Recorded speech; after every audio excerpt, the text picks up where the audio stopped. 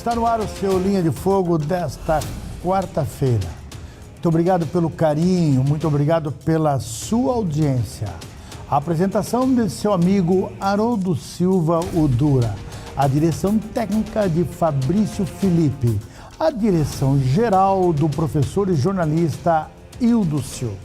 O programa de hoje traz até você um especialista, um advogado. Nós vamos tratar de vários temas aqui.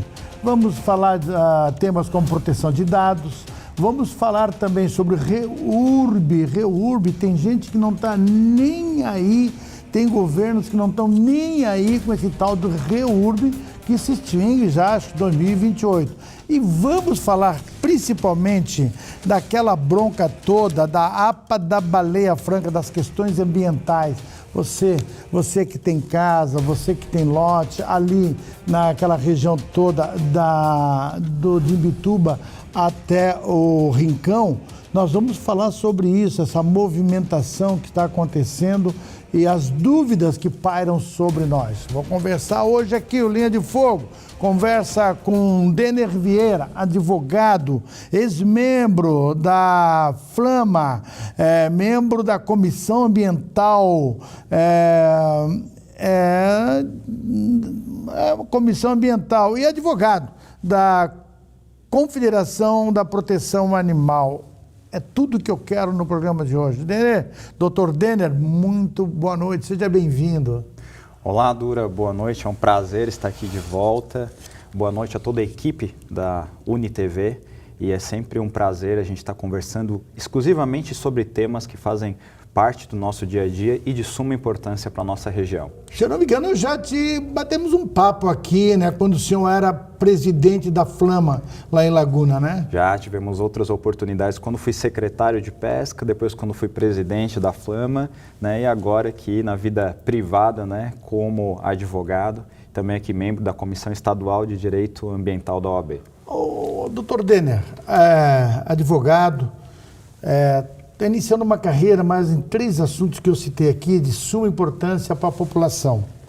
Eu repito, nós vamos falar do REURB, vamos falar da questão da APA da Baleia Franca e vamos falar também da responsabilidade das redes sociais e crime digitais. Eu acho que esse dá um baita programa, né? Vamos tentar falar o máximo. Eu quero começar com o REURB. O REURB, a regularização fundiária. O que é de fato essa regularização e como ela surgiu na legislação brasileira e qual a sua finalidade social, ambiental e urbanística, doutor? Que está se falando tanto em REURB. Certo. Bom, Dura, o nome muitas vezes complexo, as pessoas acabam falando de REURB, regularização fundiária, mas o que exatamente é esse nome aí complexo que isso vem do direito? A REURB é nada mais do que um conjunto de ferramentas, uma lei que foi estabelecida aí a partir de 2017, que veio trazer uma certa, vou falar um vocabulário meu como estudioso, uma certa anistia para algumas questões que envolvia a impossibilidade de você regularizar um loteamento ou determinada área. Nós tínhamos anteriormente da lei do REURB a lei de parcelamento do solo, que é aquela onde você vai realizar um loteamento, você precisa seguir todo um trâmite de licenciamento ambiental e diversas outras etapas.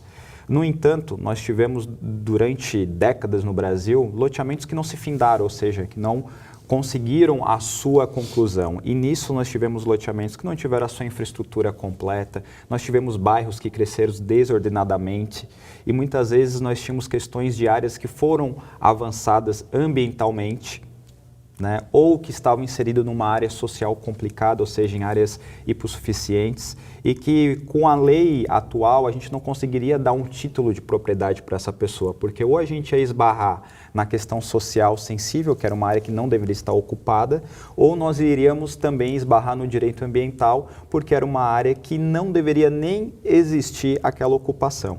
Então a lei veio trazendo a seguinte situação mais simples. Áreas que já foram consolidadas com o tempo, né, que se tiveram ali a sua consolidação urbana, ela é possível regularizar mesmo estando em áreas sensíveis, mesmo a um passado anterior estarem numa questão ambiental. Então a REURB é a única ferramenta hoje que traz a possibilidade de tu regularizar bairros clandestinos, que pela lei de parcelamento do solo não seria possível, e trazer também dignidade a pessoas, né? Esses são os benefícios para quem faz o REURB? Por exemplo, a segurança jurídica, principalmente, que você acaba de falar, valoriza o imóvel porque está regularizado, facilita financiamentos e transações. Como é que era feito antigamente? Se tinha uma gleba de terra, um pedaço de terra, e abria uma estrada no meio dela, e separava por lotes e dava o recibo. Olha, aqui eu estou te vendendo por tanto, por tanto, por tanto. As pessoas vinham na boa fé, faziam a sua residência, fincavam ali a sua residência, e mais aquela história, nunca tiveram uma escritura na mão porque só tinha o recibo. Esse REURB, ele veio para regularizar essas situações, principalmente? Dura, ele veio também, só que é uma diferença do REURB para as outras leis.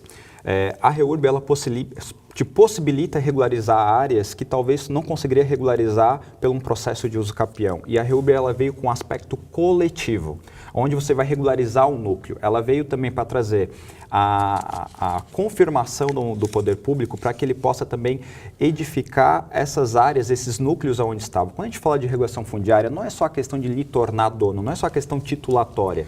Envolve também a questão de infraestrutura básica, de serviços que precisam ser pré-existentes para regularizar o REURB e tornar o quê? Às vezes você possui a sua matrícula do imóvel, mas não quer dizer que você está ok com a legislação ambiental.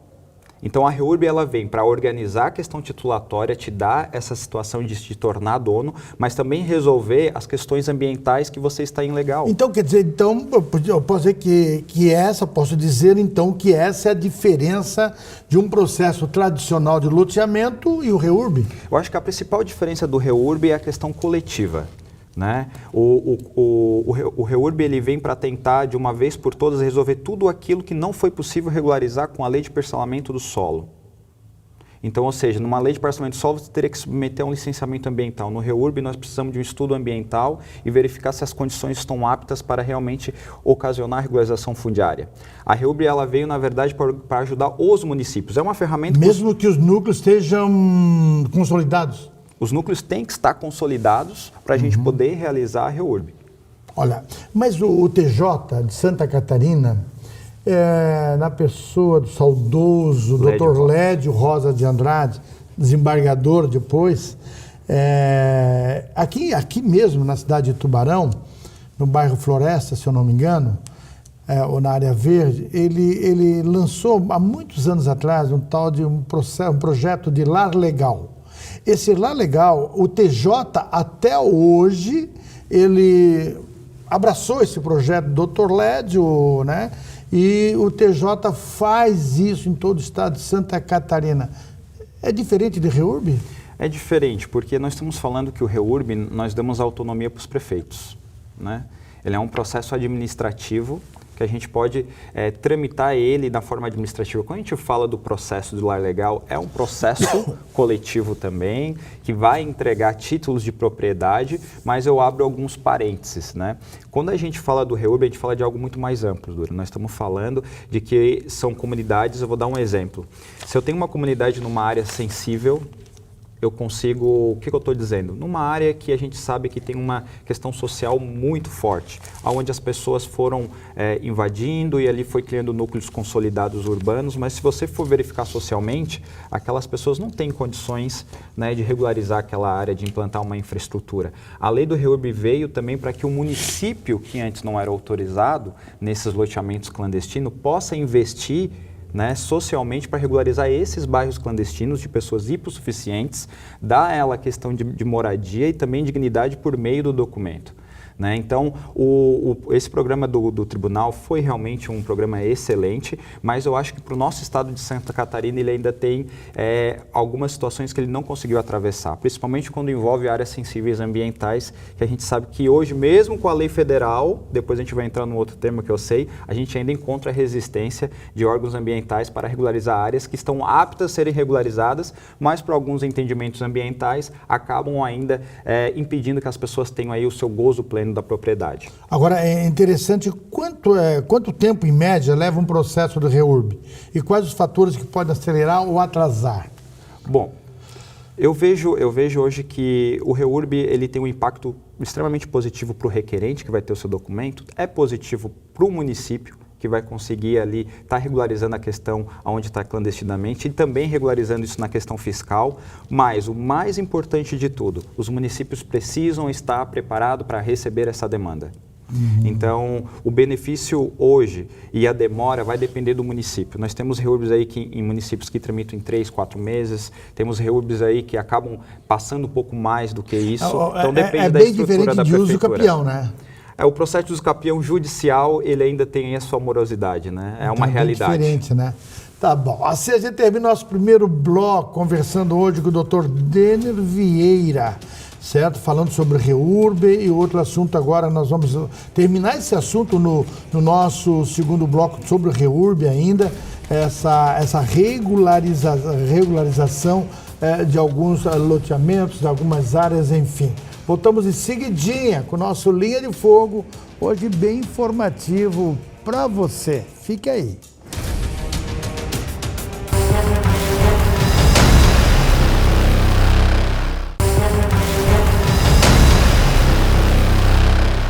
Estamos de volta com o nosso Linha de Fogo desta quarta-feira, um assunto muito importante, muito interessante, falando sobre o REURB, regularização, né, fundiária urbana.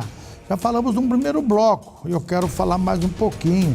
Você que comprou o seu lote, né, e que não está regularizado, mas comprou, abrir uma rua, não tem água, não tem energia elétrica. Hoje os loteamentos já são bem diferentes, os novos lançamentos de loteamento. Antigamente era assim, abria e colocava lá dentro as pessoas e vendia os seus lotes. Agora, doutor, diante da minha fala aqui, qual é o impacto direto do REURB na valorização imobiliária e no desenvolvimento da cidade? É necessário fazer esse REURB? O senhor, como advogado, entende do assunto. É necessário a cidade fomentar isso, o município fomentar isso? Durão, eu tenho, na minha convicção como um estudioso, como advogado, que o maior interessado hoje na regulação fundiária é o ente público. Porque a lei realmente ela foi muito completa. Foi uma lei que ela veio pensando na arrecadação do município para converter isso em infraestrutura para os bairros que estão ali.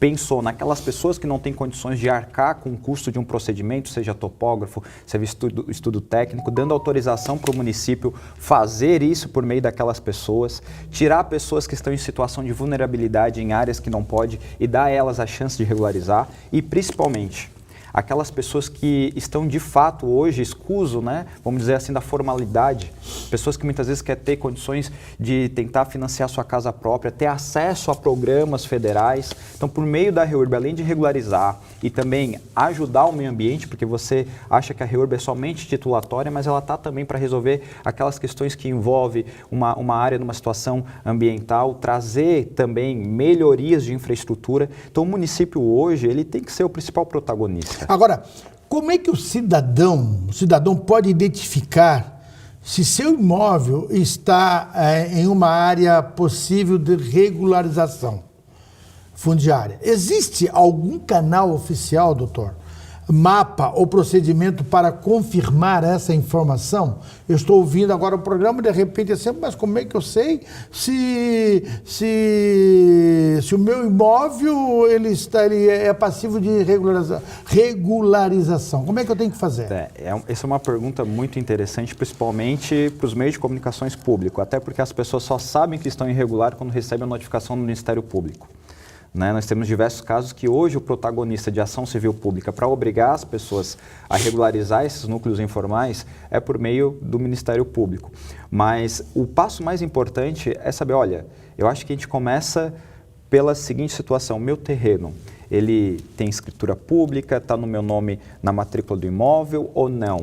Eu estou em alguma área próximo do mar, próximo do rio, próximo da lagoa? Existia alguma situação aqui que eu não consegui muitas vezes ligar a energia elétrica? Porque hoje nós temos, o primeiro sinal é o seguinte: você está numa área irregular, quase que 80%. Falando hoje, ambientalmente, podemos dizer que eu estou perto de um veio de água, de uma Você pode nascente. estar num rio, numa nascente, num olho d'água, num córrego que talvez às vezes pode ser classificado artificialmente ou não. Né? Então você precisa identificar. Eu acho que o primeiro passo mesmo é saber se você possui essa matrícula do seu imóvel. A partir daí a gente começa a verificar as questões ambientais e a questão social. Onde é que ele pode buscar essa matrícula? Na prefeitura? A pessoa vai buscar a matrícula do imóvel no registro de imóvel, mas também pode buscar informação na prefeitura, no órgão ambiental, para saber se o imóvel dele está inserido numa área ou não. Se eu comprei por recibo, se você comprou eu não tenho nada, como é que o cartório vai ter? Não, se você comprou por recibo, isso já é o primeiro passo para você procurar a REURB, porque estamos falando de uma REURB titulatória, onde você vai buscar o teu direito à propriedade, porque você só tem a posse até o momento. A propriedade, ela se caracteriza com um título translativo, seja com uma decisão judicial, ou pelo um ato da CRF, que é pelo meio da REURB, ou então no registro de imóveis, quando você já possui. Então você precisa ter a sua matrícula do imóvel. Para fazer um REURB num loteamento, digamos assim, até então não regularizado, é melhor as pessoas se unirem daquele loteamento ou fazer individual? Nós temos uma situação que é diferente, que eu falei no início do bloco. A REURB é um processo coletivo. Ela regulariza núcleo. Eu estou falando que eu quero tornar a minha casa melhor, mas eu quero tornar o meu bairro melhor também. É um processo coletivo, na qual a gente reúne diversas pessoas que estão naquele núcleo informal, que eu vou investir e também cobrar do município naquilo que lhe cabe, e cobrar do loteador ou do próprio núcleo aquilo que ele deixou de fazer. Seja uma questão que envolve transmissão de energia elétrica, seja uma parte de esgoto, seja alguma área ali que pertence também ao município, por muitas vezes ele pode transformar aquilo dali numa área institucional para melhorar aquele núcleo. Então é um serviço de ambos. Né? Quer dizer, que não tem escritura, não existe para o município. Na verdade, nós vamos dizer que se não existe, não é nem a escritura, né? Se não existe a matrícula no seu nome, né, porque a matrícula é o que lhe torna proprietário, né, a matrícula que fica lá registrada no registro de imóveis. Se ela é inexistente, ela não existe no mundo jurídico. Né, então você não vai poder gozar dessa propriedade, que é vender, transmitir, alienar. Então você fica sem o direito da propriedade. Quer dizer, assim como comprou, se não fazer o REURB, se não fazer a regularização, ele vai vender da mesma forma como ele comprou. O REURB é uma certa anistia. Fez errado até aqui, nós vamos parar agora e tentar fazer certo daqui para frente. A gente tentar cortar esse círculo vicioso que acaba acontecendo. Aí tem uma situação que as pessoas têm medo assim, se eu começar a fazer agora, mexer nisso, eu vou perder a minha casa e o meu lote, não tem esse problema? Mas, é bom que fique bem claro isso. Mas por que ela perderia? Essa anistia, eu não tenho medo de fazer a regulação? A anistia que eu falo é o seguinte. Sim, não entendi. O tempo que você comprou o seu imóvel ontem não é o mesmo tempo de hoje. Né? As condições ambientais que talvez poderiam ser crime naquela época não é hoje. Então você precisa analisar o contexto social. E a REURB é muito pelo contrário. A REURB é a única lei que flexibiliza situações para você poder ter o seu imóvel realmente regularizado. Eu estou falando isso que se lá atrás havia alguma questão ambiental, por meio hoje da REURB, depois de anos comprovado que aquilo foi descaracterizado, você não vai mais responder ambientalmente por aquilo. Porque aquela área já se consolidou, aquela questão ambiental descaracterizou com o tempo, já está um núcleo urbano consolidado, para que eu vou voltar? Eu falo isso do Farol de Santa Marta, eu falo isso da Cigana, tem tantas áreas que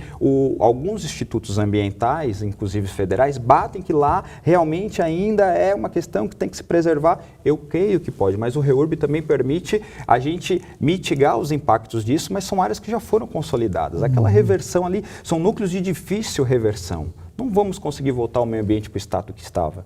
Né?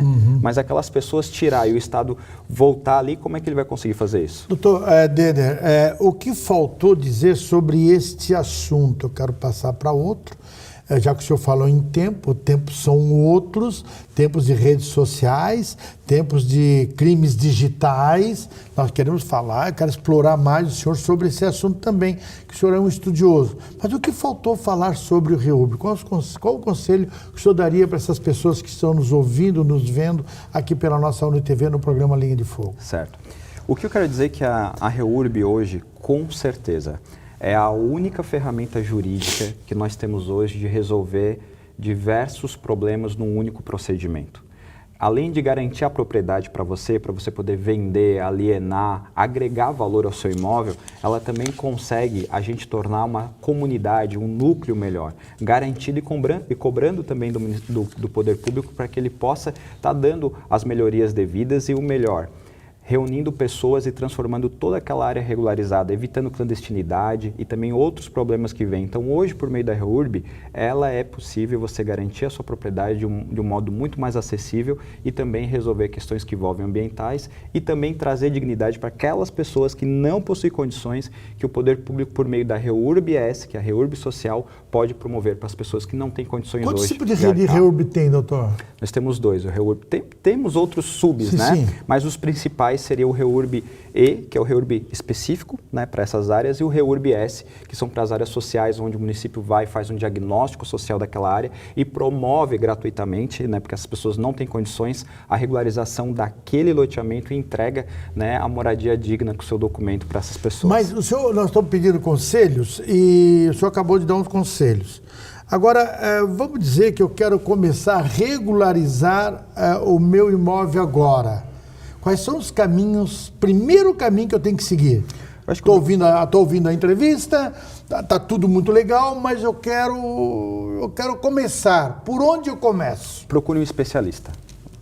Acho que é o primeiro passo, porque tem muita gente que fala de REURB, mas até para nós da área do direito, nós ainda buscamos até lutar dentro do próprio judiciário, onde há alguns entendimentos de que ainda querem aplicar a lei de parcelamento do solo, mas a gente sabe que o contexto é de REURB. Então procure um advogado especialista, procure um técnico, um topógrafo especialista para analisar o seu núcleo, a sua região, assim para que a gente possa estar vendo a viabilidade de fazer a REURB. O REURB pode ser negado pela justiça depois de feito? Não, o REURB é um processo administrativo. Né?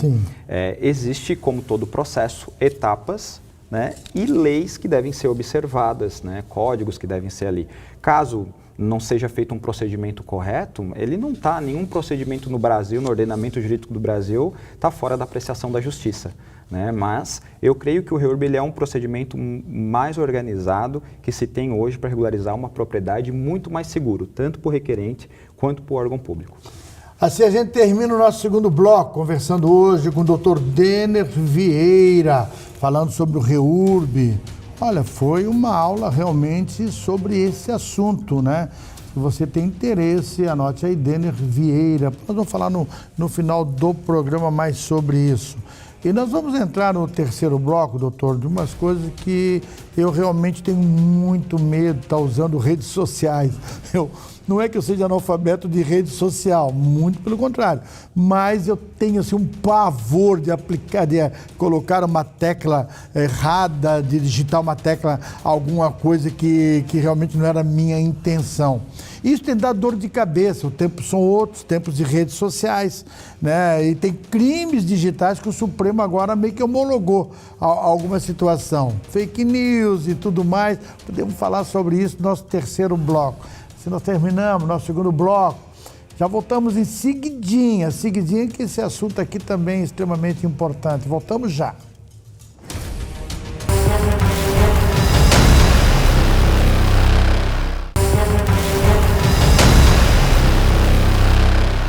Estamos de volta com o nosso Linha de Fogo desta quarta-feira, hoje conversando aqui com o doutor Denner Vieira. Doutor, eu terminei o bloco dizendo que os tempos são outros.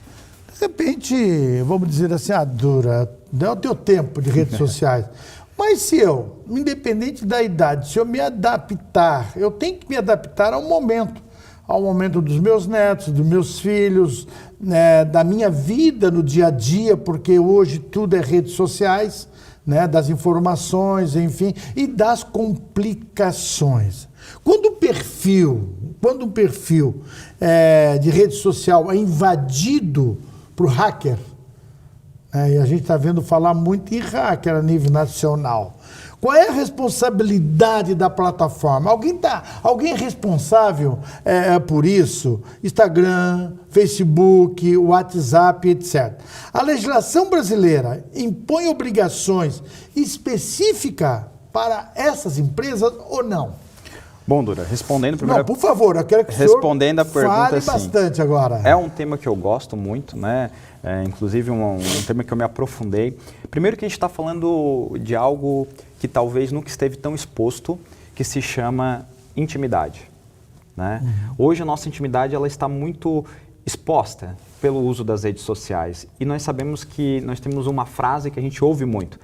A internet é uma terra sem lei. Não, a internet não é uma terra sem lei, até porque as pessoas que estão por trás da internet estão também inerentes a um ordenamento jurídico e elas têm que obedecer. Então hoje, o nosso Tribunal de Justiça e também a Justiça Brasileira vem condenando e vem cobrando posturas das Big Techs, né, nessas grandes redes sociais e condenando elas a indenizações, porque muitas vezes a pessoa está lá, é uma relação de consumo que as pessoas não percebem, Dura.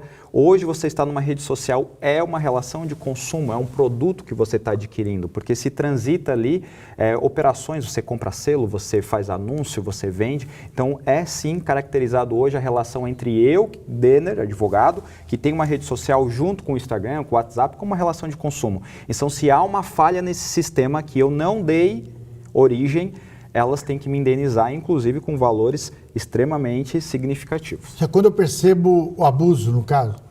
O típico golpe do Instagram. Você foi lá, você tem o Instagram, você organizou ele, colocou o seu e-mail, você ativou os 2 fatores, que é aquele quando você vai acessar, vem uma mensagem para o seu celular, e do nada um dia você acorda, tem alguém lá com a sua foto, Dura Radialista, pedindo para as pessoas fazerem investimentos financeiros. Aí, não, mas não fui eu que realizei isso. Eu não fiz essa postagem. Ou simplesmente acorda com você vendendo algum produto, você está vendendo casa, você está vendendo carro. Mas eu sou jornalista, eu não trabalho com isso. Alguém invadiu o meu perfil. E você vai lá, tenta contato com o Instagram, tenta contato com o WhatsApp e você começa a cair naquelas páginas automáticas e ninguém lhe dá uma posição. Quando você vê, esse hacker já acessou as suas mensagens, já acessou o seu núcleo de amigos, obteve da sua capacidade, vamos supor, de conhecimento, que as pessoas te conhecem, da tua própria pessoa para ganhar a confiança de outros e ali aplicar golpes e você não consegue recuperar. Agora, qual é a responsabilidade, no caso específico, de bancos, por exemplo? Certo. Porque a minha conta bancária... Nós temos o golpe do Pix. No golpe do Pix, por exemplo, qual é o procedimento, doutor?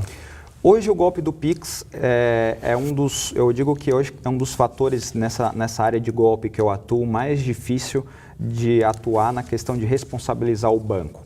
Nós temos hoje, porque o Pix é algo relativamente novo, concorda? Sim, claro. O Pix é um pagamento instantâneo, você fez, ele cai. O Banco Central criou um mecanismo MED, que é um mecanismo de estorno desse valor. Se você foi vítima de um golpe, alguém me ligou aqui se passando pelo meu filho e eu depositei R$1.000. Se dentro de um período curto você comunicar ao seu banco, ele tem a obrigação de ativar o mecanismo MED, que vai comunicar ao Banco Central, que vai bloquear aquele valor para que ele seja retornado à conta de origem. Só que a gente sabe que cada vez mais esses criminosos eles estão se aperfeiçoando, ou seja, às vezes eles abrem contas, geralmente em bancos digitais, propriamente para isso. Caiu o dinheiro, eles tiram. Eu tenho alguns casos que a gente conseguiu recuperar parcialmente o dinheiro, outros totais, outros que a gente ainda não conseguiu, só que nós também temos a falha do banco. Muitas vezes você entra em contato com o banco, pede para ele fazer esse procedimento e o banco acaba não realizando isso em tempo hábil. Vou fazer daqui 12, 13 dias. Enquanto isso, dá margem para que o criminoso retire o dinheiro. Então aí nós falamos também da responsabilização. Então se eu constatar desde a minha comunicação do banco que houve uma falha nessa prestação de contas entre o banco e eu e entre o Banco Central, eu posso sim estar aí cobrando o valor tanto de dano moral quanto material também dos bancos. Agora, tem um problema muito sério. Tem uma lei, que é a Lei Geral de Proteção de Dados, LGPD, que prevê sobre a proteção das informações pessoais e a responsabilidade das plataformas. Isso realmente, de fato, pode acontecer, está acontecendo, ou é só estar na lei? Nós não temos só a LGPD, nós temos também o marco regulatório da internet. Há um tema muito polêmico, Dura, só para fazer um adendo. Sim. Quando a gente fala de regulamentação das redes, as pessoas acham que é apenas pela questão hoje da briga ideológica, mas nós estamos num campo, num mundo à parte, porque a rua mais movimentada do mundo não é a Avenida Paulista, não é a Times Square. A rua mais movimentada do mundo é a rua da internet, onde milhões de pessoas passam diariamente por ali e que a gente tem um mínimo de fiscalização nessas ruas. E nessas ruas acontecem golpes, assaltos, não deixam de ser crimes cibernéticos. O que eu vejo hoje é que o Brasil ele tem uma falha institucional muito grande. Nós criamos primeiro a lei, mas nós não pensamos na estrutura. Nós temos uma lei de proteção de dados que veio porque realmente é necessário.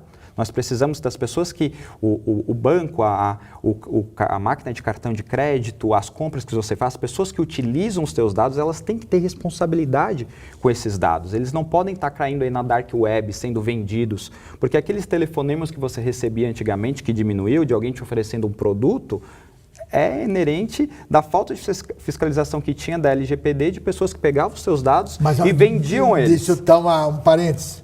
Os bancos estão já estão preparando isso para os seus clientes, a informação. O banco diz para mim assim, eu não te telefono, eu não te mando e-mail, eu não te mando WhatsApp. Como é que fica isso então?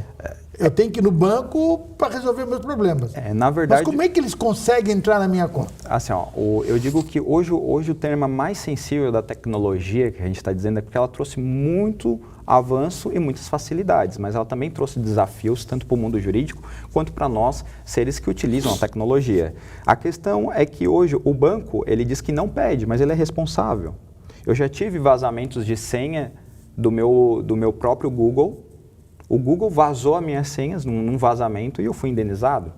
As minhas senhas, não senhas de cartão, mas senhas de acesso de qualquer site. Né? Então hoje, por mais que o banco diz, a gente não manda, mas ele é responsável. Se de alguma forma houve algum tipo de golpe, eu vou dizer um golpe específico. Você acha que o golpe do INSS se deu somente ocasionado internamente? Você não acha que houve um grande vazamento de dados? Eu tenho situações, eu vou dizer, eu posso falar porque faz parte da minha família. A minha avó, ela foi vítima de 4 empréstimos fraudulentos por meio do INSS, que desconto na folha dela, e ela nunca esteve numa agência que fica no estado de Minas Gerais. E lá eles têm o RG, eles têm todos os dados dela como aposentada, e de onde que veio esses dados? Houve um vazamento. E com certeza foi de uma autarquia federal do INSS. Não há outro caminho, né? Supostamente deve ter sido dali. E a gente conseguiu anular esses contratos. Então, assim, isso ocorreu muito, hein, gente? Tem muito aposentado que teve aí empréstimos realizados com descontos mínimos durante. Eles colocavam lá R$ 27 em 10 em 84 vezes, para a pessoa não perceber. Quando ia ver, mas não tenho conta no CCI Bank, não tenho conta no Bradesco, não tenho... Como é que realizaram isso? E os bancos acabaram sendo condenados em massa e quando via era por meio desses vazamentos. Agora, o Tribunal de Justiça de Santa Catarina, diga-se de passagem, e outros tribunais também, têm condenado empresa de tecnologia a indenizar usuários vítimas de ataques digitais.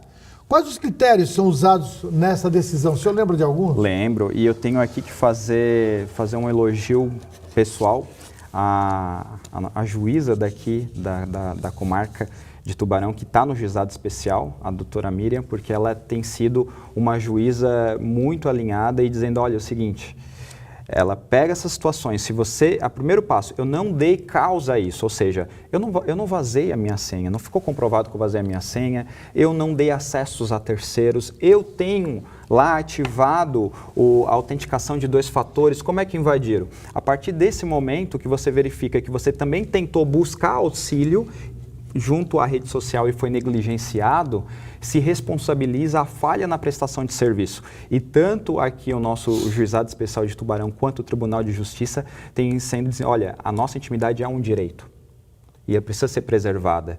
E se eu tenho algum consumo interno e eu vendo algum produto lá, isso é uma relação também de consumo e eu preciso respeitar também o consumidor. Doutor, se eu tenho a minha conta, né, invadida, eu preciso fazer o quê? Um boletim de ocorrência, guardar provas digitais, mas se apagam tudo, como é que eu faço?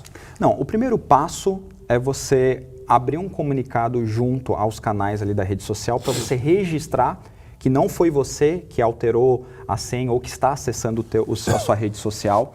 Fazer o boletim de ocorrência, até porque muitas vezes eles podem utilizar da sua imagem para a prática de outros crimes.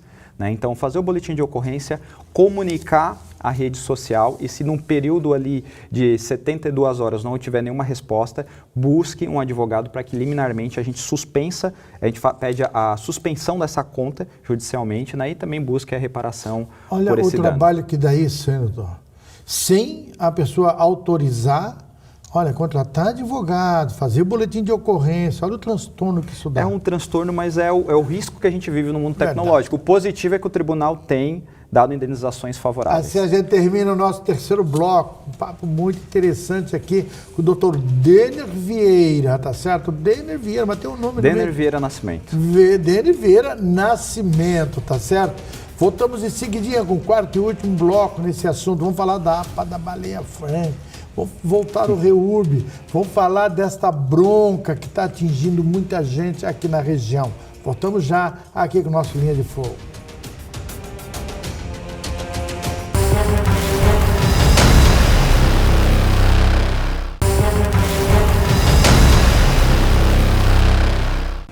Estamos de volta com o nosso Linha de Fogo desta quarta-feira. Hoje tratando 3 assuntos específicos. Vamos para o terceiro agora.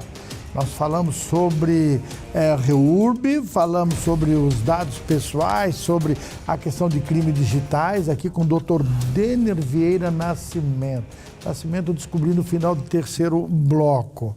Dr. Denner está aqui à nossa disposição. Dr. Denner, o terceiro assunto é um assunto que está pegando muita gente, aqui principalmente aquelas pessoas que trabalham, que se aposentam, que querem ter um pouco de liberdade, de tranquilidade, compram um terreno numa praia, aqui da nossa região, Jaguaruna. Laguna não está nem aí, eu quero dizer bem a verdade que não está nem aí. Mas aqui, Jaguaruna, aquela região do Campo Bom, Arroio Corrente, aquelas praias ali, doutor. Nos últimos 2 anos para cá começou um movimento que a justiça, que não está nem aí com o problema, está cumprindo o que diz a lei, vão demolir a casa, não liga a energia. É o tal da APA, da linha vermelha da APA da Baleia Franca, que, doutor, ela abrange cerca de 48% do território em Jaguaruna, gerando apreensão significativa entre os moradores sobre o efeito dessas restrições territoriais, interferência na vida cotidiana e infraestrutura. Risco de demolições. Doutor, o senhor está sabendo alguma coisa sobre essa situação? Como é que está? Bom, eu digo que a APA da Baleia Franca se fez presente em toda a minha gestão como ex-presidente da Flama, onde a gente sabe que eu acredito que esse foi um dos maiores, se não um dos maiores, o maior entrave de desenvolvimento econômico sustentável da nossa região. A gente sabe que o meio ambiente ele tem que acompanhar o desenvolvimento urbano, a densidade urbana que tem a nossa região. Só que é o seguinte, nós precisamos de critérios que sejam discutidos com a comunidade. Nós precisamos de um senso de razoabilidade. Eu, particularmente, como um estudioso também da área ambiental, eu não consigo compreender, Denner, por que nós temos que ter uma faixa territorial tão grande de terra, na terra, para proteger um animal marítimo que ele não vai na terra. Eu digo que é algo muito simples. Quando a gente fala lá do Instituto Itamar, das tartarugas, ou de outros animais que precisam retornar à superfície, utilizar o solo, produzir, eu digo que é compreensível e até bonito, e eu acho que nós teríamos até um sentimento de satisfação e de se acomodar mais com essa situação. Mas quando eu falo da APA da Baleia Franca, de um animal marítimo que vive dentro d'água, e eu tenho, na verdade, uma área que já estava ocupada... Famosa consolidadas. Consolidada, grande parte, inviabilizada da situação total. Aí vem alguns defensores da APA da Baleia Franca e falam, mas nós temos a linha moderada. Olha, eu já estive à frente de um órgão fiscalizador ambiental. eu nunca consegui um consenso de dizer até mesmo para áreas que eram de pescadores a possibilidade da gente fazer uma reforma, da gente fazer uma construção, porque a gente sempre tinha essa questão de que havia um certo engensamento, uma falta de conversa, até de compreensão. Eu vejo hoje que a APA da Baleia Franca ela precisa ser redefinida urgente, tanto para o desenvolvimento, tanto para o meio ambiente, porque do jeito que está, também não está sendo fiscalizado. Do jeito que está, não está impedindo o desenvolvimento sustentável. Está, na verdade, atrapalhando o desenvolvimento sustentável e também atrapalhando o desenvolvimento que poderia acontecer urbano dessas áreas. Então eu acho que não só Laguna, mas todos os municípios juntamente têm que fazer esse movimento, porque para nós como advogado, a gente muitas vezes compreende que poderia sim ser resolvido, poderia sim ser autorizado determinadas construções, edifícios, regularizar casas que já estavam lá e infelizmente hoje a gente esbarra com a negativa desses órgãos ambientais. Agora, doutor, sobre a APA ainda. O grande movimento que está acontecendo nesses últimos 2 anos, praticamente, eu vou citar aqui a deputada Giovana de Sá, que encabeçou todo esse trabalho de redemarcar, digamos assim, o senador Espírito Amin, que precisa também da mão política. Da mão política não basta só da mão Sim. jurídica e nem técnica somente. É porque não se entende, doutor, se você olhar bem o mapa, tem um dente bem no meio, o senhor coloca muito bem a baleia, por mais que a gente lute pela sua preservação, evidentemente, quando ela passa por aqui e tal. Mas chega na Jaguaruna, ela faz um dente, esse mapa, ela faz um dente certinho. Por que não continuar a linha que começou ali em Florianópolis, aquela linha reta, rente à praia? Não teria problema nenhum. Agora, doutor, quais são as consequências jurídicas e ambientais para quem intervém sem autorização nessa área protegida? Isso, é um crime ambiental federal. Porque está demarcado? Porque, primeiro que qualquer intervenção numa área de preservação permanente, ela precisa de autorização do órgão ambiental, né? Essa intervenção em APP. E nós temos ali situações que muitas vezes não envolvem somente a intervenção. Eu digo que quanto mais a gente bloqueia e não enxerga a realidade, nós estamos também abrindo espaço para um certo desenvolvimento clandestino. Né? Ou seja, as pessoas não estão deixando de construir, estão construindo errado, estão ligando o esgoto, talvez em áreas que não possam, estão, na verdade, construindo as obras de qualquer maneira. Nós precisamos encontrar um bom senso. Eu também não digo, Dura, que nós que queremos ter uma casa à frente de um lugar lindo, com uma paisagem linda, nós também não temos que ter certos mecanismos de proteção ambiental, nós precisamos. Mas hoje, infelizmente, as pessoas que mesmo que já receberam aquilo por herança, ou já estão há anos que querem reformar a sua casa, sem autorização, que hoje nas áreas de uso restrito estão impedidas mesmo, nós temos dezenas de ações demolitórias. Nesse caso, inclusive, eu fui uma das pessoas responsáveis por aceitar o REURB numa área de APP que suspendeu algumas demolições numa região protegida. Por quê? Eu digo, olha, o REURB veio para regularizar, inclusive, essas áreas ambientais sensíveis, que vem conciliar o desenvolvimento urbano, a minha construção, com a realidade ambiental de hoje, com as condições de hoje. E por meio dessa decisão, nós conseguimos suspender liminarmente essas decisões de casas que já estavam prestes a ser demolidas. E onde é que entra a questão política, mudando a lei, para mudar a lei? Eu acredito que a gente tem que mudar a lei, mas nós também temos que dizer que essas áreas elas ainda continuam sendo áreas sensíveis, que precisam ter um desenvolvimento adequado, técnico. É possível desenvolver essas áreas sustentavelmente. Né? Ou seja, nós vamos dizer que nós vamos pegar essa região e vamos mandar construir prédios altíssimos, com capacidades enormes. Mas nós precisamos estudar. Estamos voltando no REURB novamente. Nós precisamos estudar isso, é preciso falar com dados, com realidade, o que realmente afeta a baleia e não afeta, e o que está afetando a vida das pessoas, o sustento das pessoas, o que está impactando nos municípios. Porque assim, se foi feito isso para que não se construísse, deu errado, porque continua sendo construído. Se foi feito isso para preservar... Pior ainda. Eu acho que a gente precisa enxergar isso com a realidade. Os nossos gestores hoje precisam comprar essa situação porque é uma batata quente, né, Dura, que já está se passando há muito tempo. E eu falo o seguinte, quando você fala de Fernando de Noronha, você não deixa de ver a exploração turística, a exploração ambiental, e você não deixa de ver o desenvolvimento, existem determinadas situações. Agora que nós não temos nem a exploração ambiental, nós só ficamos só com a parte ruim. Só com a inviabilidade. Eu não vejo também o governo federal investindo, então, já que é um parque, é uma unidade de conservação, vamos investir. Não vejo esse investimento também para a parte ambiental.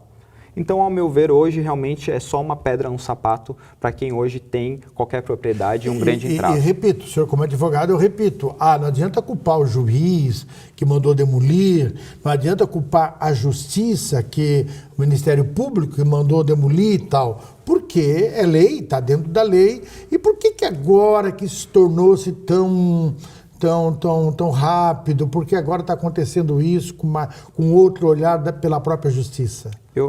Dura, o meio ambiente... Isso é de 2012 para cá. Sim, o meio ambiente ele está protegido lá na nossa Constituição Federal, né? É um dever do Estado e de todos. Claro. Mas nós precisamos entender também que nós tivemos diversas situações, por meio do desenvolvimento desordenado em algumas regiões, que não é o nosso caso, a gente tem pessoas cada vez mais em situação de risco.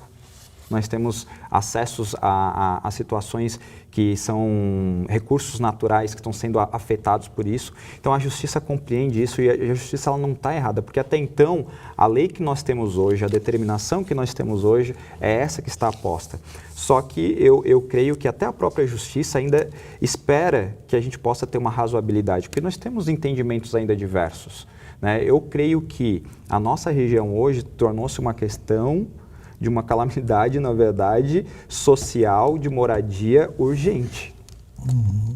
Porque eu vou te dar um exemplo muito prático. Se hoje a APA da Baleia Franca ganhasse todas as demolições, ou se o Ministério Público, com todas as ações demolitórias que tem nessa região, fosse deferidas para demolir, o Estado e as pessoas não teriam condições alguma de recuperar essa área ambientalmente.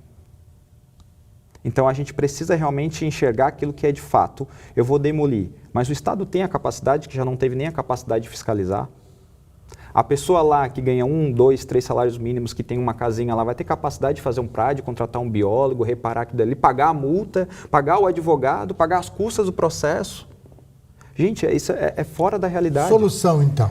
A solução é por meio dos órgãos Ministério Público, ICMBio e os municípios.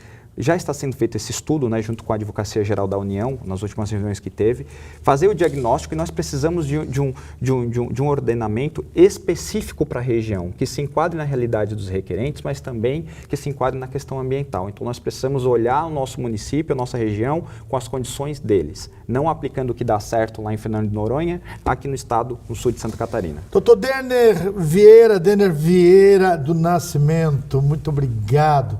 Foi, assim, extremamente importante essa nossa fala no programa de hoje. Nós abrangemos alguns assuntos muito importantes. Obrigado e apareça sempre. Obrigado, Dura. É um prazer estar aqui, ainda mais levando informação, né? Uma informação tão importante, e me coloco aí sempre à disposição. A produção do programa agradece. Assim a gente termina mais um programa Linha de Fogo, esperando você, esperando a sua audiência para a próxima quarta-feira. Muito obrigado pelo carinho, muito obrigado pela sua atenção.